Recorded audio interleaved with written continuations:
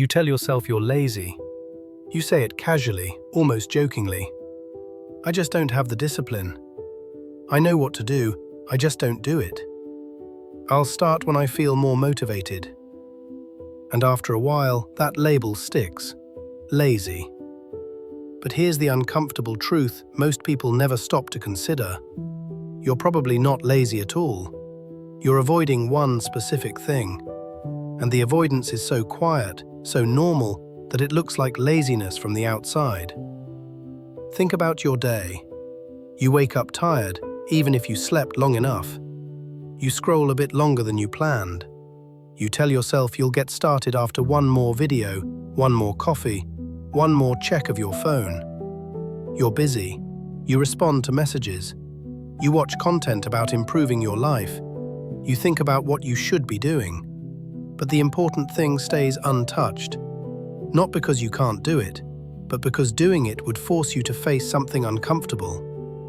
Most people assume laziness means a lack of energy. In reality, it's often a lack of emotional safety.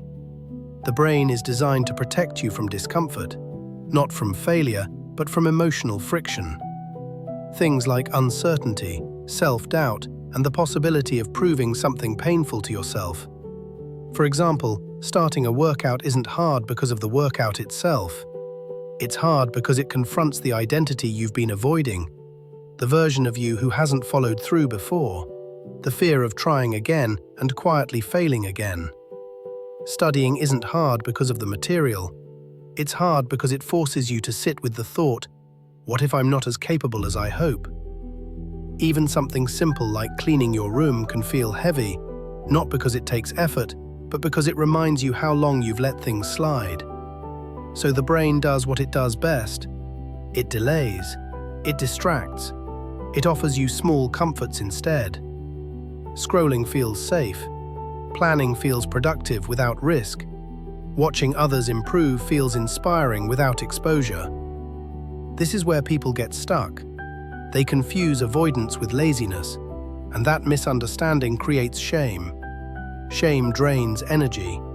Energy loss looks like laziness, and the cycle continues. But here's the shift that changes everything. Avoidance isn't a character flaw. It's a learned protective behavior. At some point, your brain learned that certain actions come with emotional cost.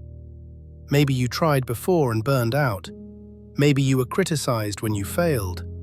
Maybe you set standards so high that starting felt dangerous.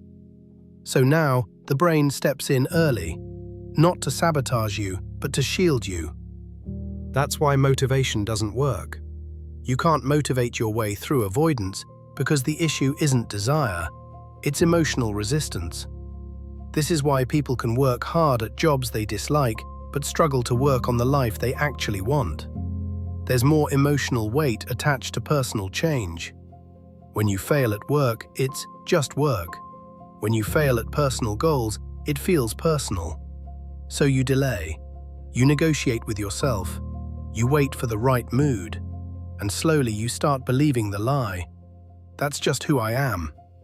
But notice something important. You're not avoiding everything. You're avoiding very specific things. Things that matter. Things that would move your life forward. Which means the problem isn't effort, it's exposure. Change requires facing uncertainty without guarantees.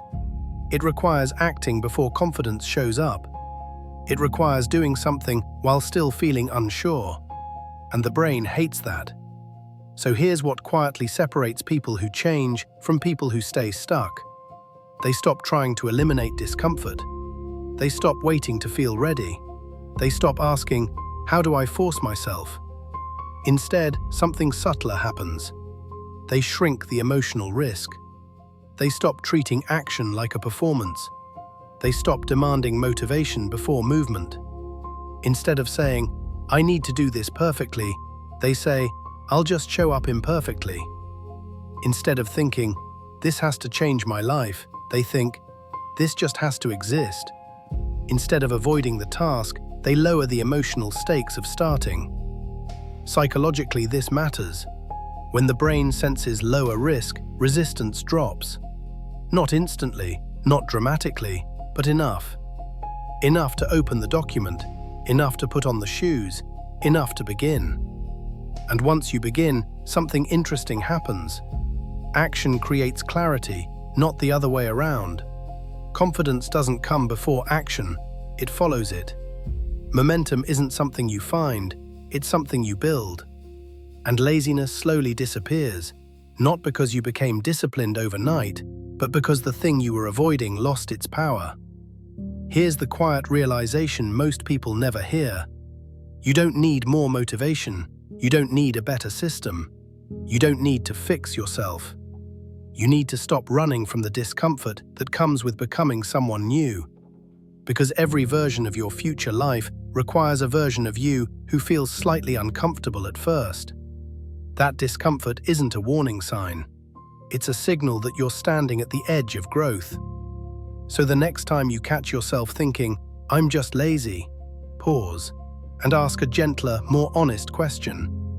What am I avoiding right now, and what would happen if I showed up anyway?